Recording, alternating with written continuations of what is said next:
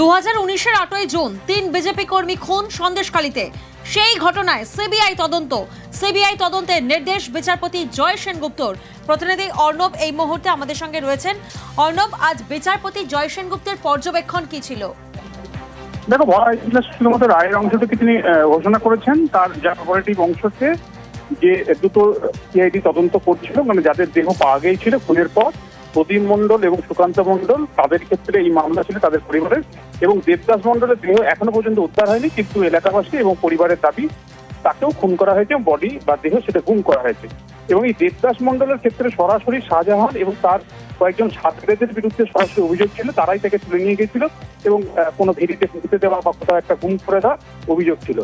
ঘটনা অনেক পুরনো, 6 বছর 1 মাস আগের পুরনো, এবং 2019 সালের 8ই জুনের একটি মিছিল থেকে গন্ডগোলের সূত্রপাত থেকে এই ঘটনা হয়, এবং সেই ঘটনায় সিআইডি ইতিমধ্যেই সাপ্লিমেন্টারি চার্জশিট দিয়েছে।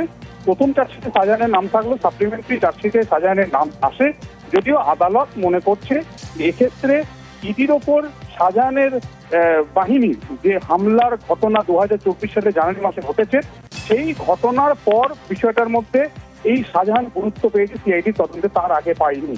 তাই এই ঘটনাতে তদন্ত যথেষ্ট হয়নি, কারণ শাহজাহানের একটা এফেক্ট, তার একটা প্রভাব ওই চত্বরে রয়েছে, এবং সরাসরি শাহজাহানের নাম পরিবারের তরফেও অভিযোগ করা হয়েছে। শাহজাহান যদি মূল অভিযুক্ত, মেন কনস্পিরেটর যদি মনে করে পরিবার যারা মামলা করছে, তাকেই যদি এই তদন্ত থেকে রেহাই দিয়ে দেওয়া হয়, তাহলে আসল তথ্য কিভাবে বেরিয়ে আসবে।